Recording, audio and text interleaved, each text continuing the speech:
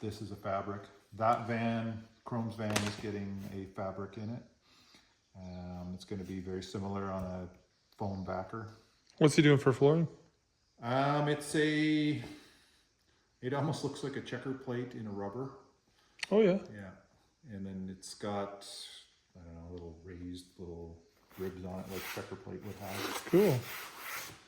So this is a very common, basically it's an RV, one of the more modern RV wall panels. Okay. They have hundreds, well I don't know hundreds, but they have lots of different patterns. This is a very common RV pattern. I'm not a fan of it because it's kind of boring, but Yeah. it is a common. I did do a sprinter with this. And then there's all kinds of different colored ones. This is super common stuff. Okay. I have a van built with this stuff, but I like that. I like the gray too. yeah.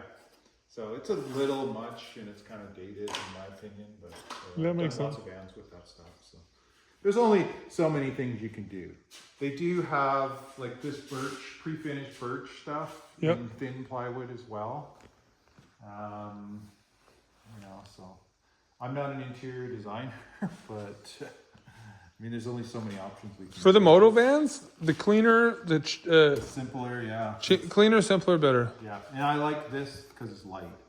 If you go up to Windsor and Parksville, Yep. they do have a whole bunch of bins of different options.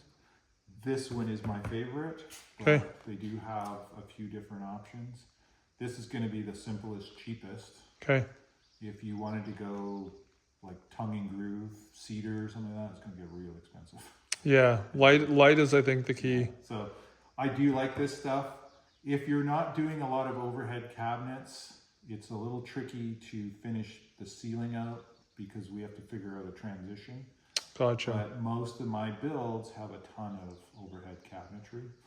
And then what I also, you know, for that transition between that angle in the corner, I will do like a solid wood or some kind of wood in there.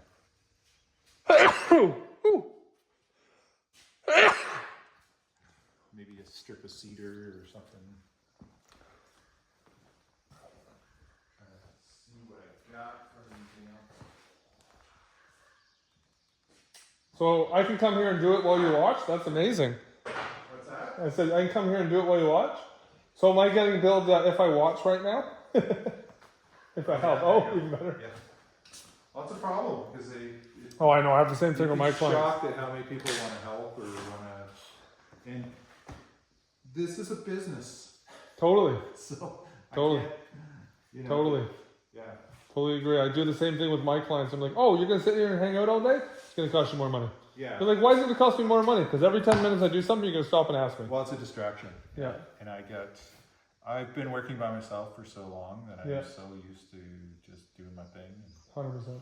So, but yeah, so up in that top corner, you could do some kind of wood of some sort that transitions because this sheet is What's only. the ideal thickness? I own a $100,000 sawmill.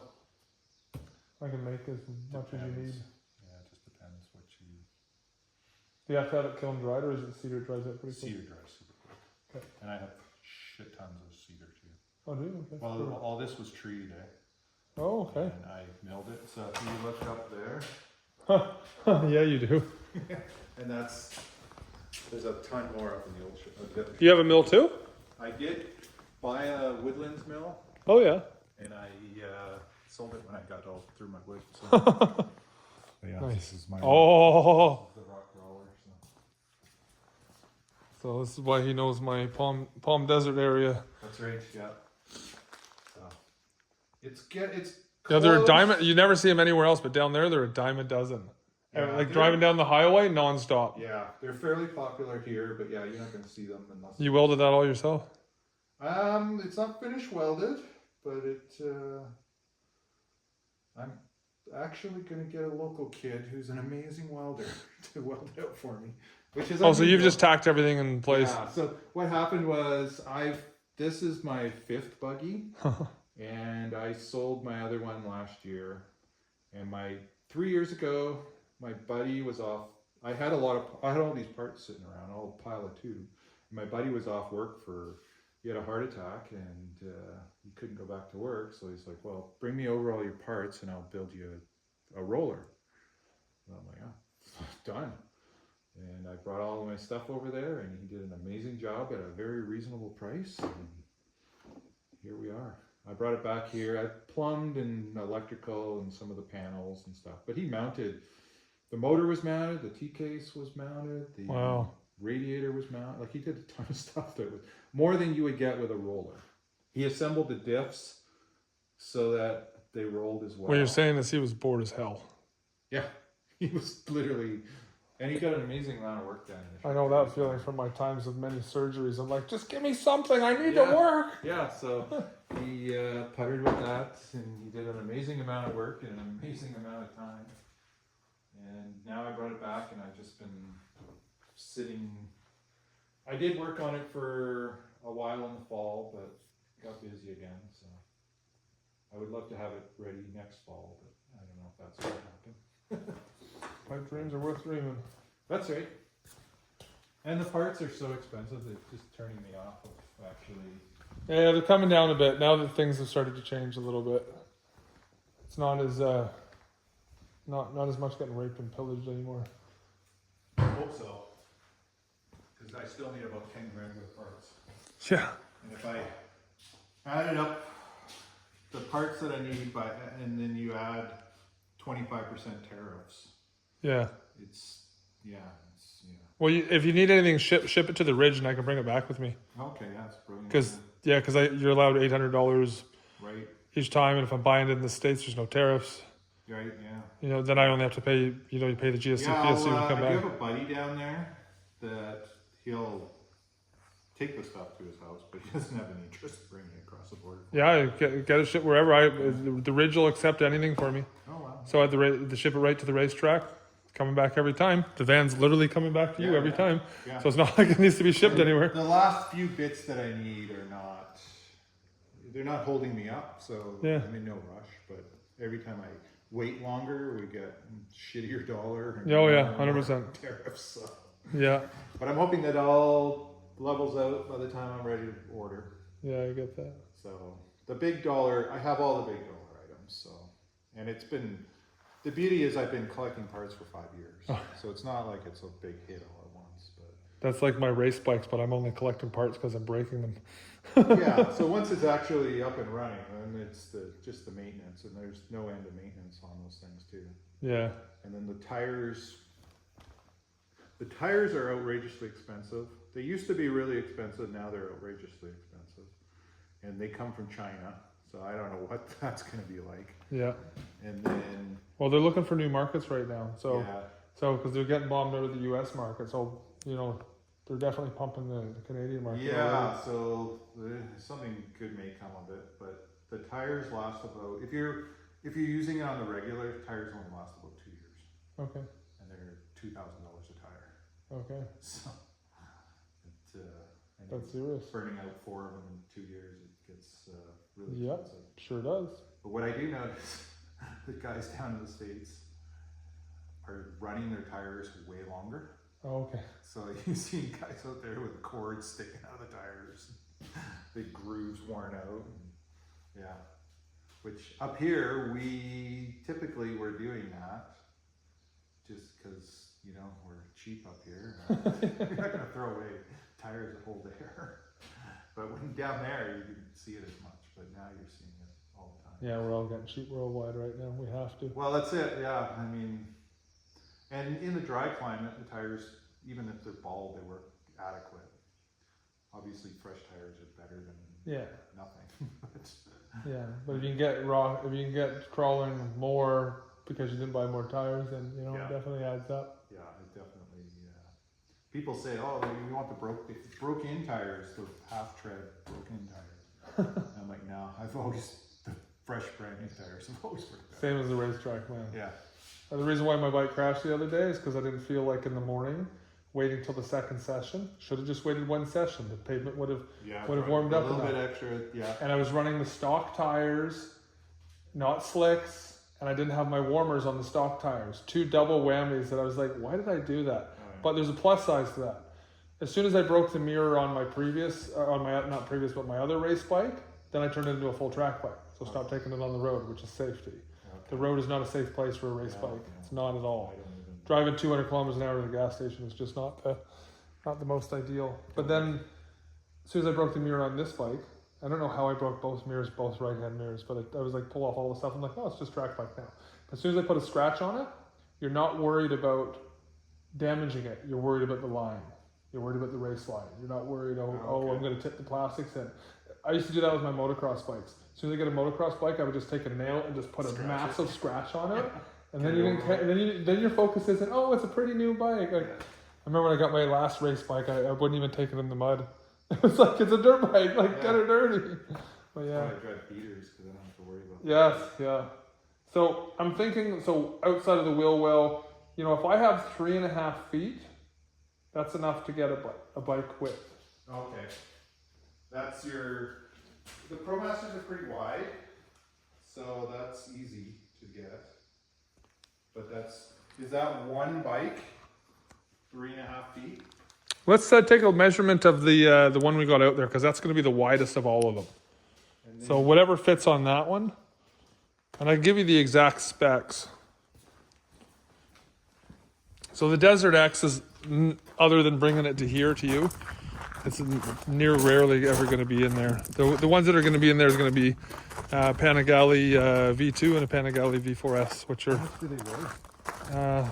The V4S is like 390 pounds, and the other one's 410. What is that? Like 7, 6? No, this one actually weighs the same as my other race bike. So this one's like 450. Oh, really? Yeah, it's a Ducati, so.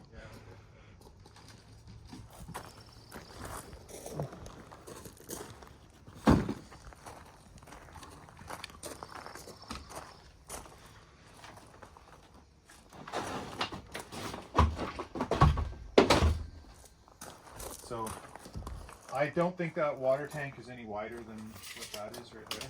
No.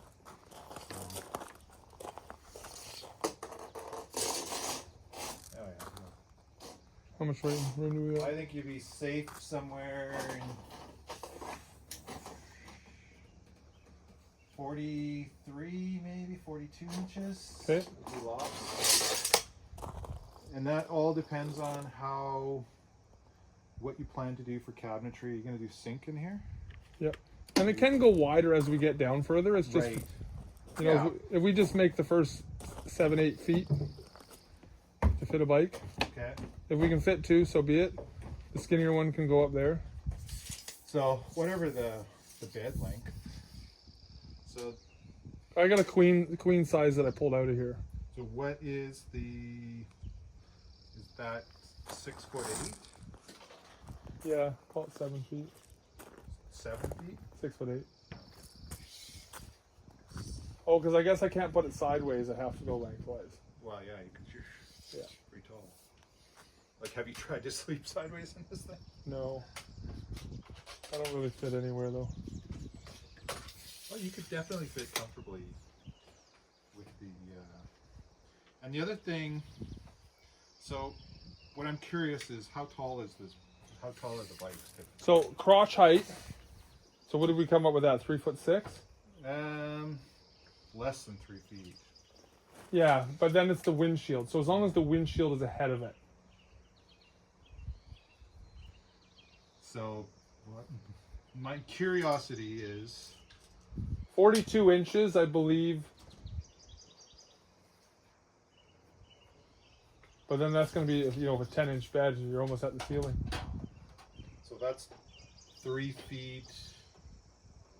That's higher than most of your units, isn't it? Yeah. What's the standard height that you'd put, or medium? 36 inches Okay. is counter height on average. In a van, and you're a taller dude, I would totally, you could go taller. 38 Okay. inches, no problem. Okay. If your wife is short and going to be in here cooking, She's short. then go lower. I bug around her height all the time. Yeah. So if we were at, Sorry, like, if you had a single bed, and you can, like I can sleep in 30 inches, and right there is 30 inches. If Okay. it pivoted here, you could almost make it work. Okay. If you need 36 inches, which is also, not super And it narrow. technically could just be 2 single beds together. Yeah. And so one could never be used and the other one could be. Yeah, so in a perfect world, you've got you pretty much can't walk through here because No. you've got the bikes. Yeah. So you're going to have to, you can still almost sit up Yeah. from, you got 32 inches. Mind you, we don't have a floor on it, but this is almost the thickness of what the floor will be with these two things, right? Yeah, that's pretty close, yeah. So there is an option for a folding bed. The only bummer part is, what are we? Like if I only fit a double bed in here, I'm fine with that. I don't need a queen. Yeah, so double is 50 inches or something like Yeah. that? I almost bought one the other day. So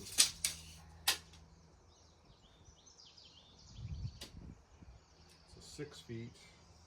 If you did two 36-inch foldings, you could get a pretty big wide bed in So there. I could just get some custom foam made for it. Yeah, And totally. then put a topper on top of it. The trick I like to do, which you're not going to be able to do, is have standard size sheets. So they don't make a single bed sheet that is 6'4" or 6 Which is foot. fine. We'll just Yeah. tuck it under. It doesn't matter. Yeah, like you're just gonna buy. So there is some options of something folding up so that when it's not in use, and then that is 32 inches wide if it's at 42 inches. And I mean, there's a couple different ways you can secure it.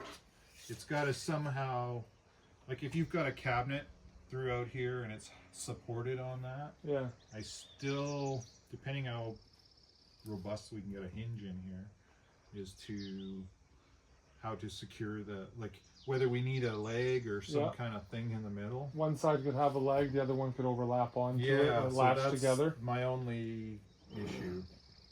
So Have where it latches together in a couple different spots so then it secures yeah, it. so it's kind of this is an unusual build. So Well, this will be one of 10. We'll make it deciding perfect. on how to implement this, and I'm just brainstorming. I don't know if this is Yeah, I no, mean, I'm following you, fully following like whether a folding bed, a Murphy bed, or two Murphy beds, or one bed that elevates and can only go down to 42 inches because of the windshield. And Mhm. not knowing that windshield, the further we get up, the more complicated it gets, and the harder it is and less comfortable.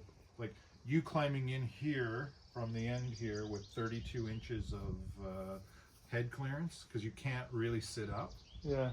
is difficult. In the other van with the 10-inch taller roof, would be no problem. Yeah. So that's my only concern with, if we do have a bed that sits on top of 42 inches, is how easy is it going to be for you to climb in and out? I could also make where my windshield's got quick removals too. Yeah, that would be, Save me 8 inches. yeah, if you could save 8 inches, that'll make your life a lot more comfortable. Because really the only area that matters to me is up into where the tank is. Yeah. Because the rest of it could just sit ahead of that. Does your bike have mirrors? Or are they Not on the track. Oh, okay, perfect. So just the width of the handlebars. And those handlebars are way wider than what my race bike handlebars are. Yeah, so as long as I can basically make cabinetry that is above the water tank as high as we need to go, as minimalist as what the tank is. I can make all kinds of cubbies and stuff inside. I don't know, do you carry, your stuff is in totes? Do you Mostly, know? yeah. So I can make it so that the totes fit into the, open shelf kind of thing, Yeah. rather than Minimizes cost. Yeah, well, it also, you can take that bin into the trailer, or Yeah. you can leave it, you don't have to sort through everything. You can leave it with the bike, wherever the bike goes, Yep. if it's bike parts or whatever. Make it Costco standard size. Yeah, so it's whatever. Yeah, I mean, industrial plastic sells different types of bins. If Yep. you've got a bin that you like, there's there's so many options on the market nowadays, like Pelican cases and different things like that. So. And then this side, very similar. I would, like, depending on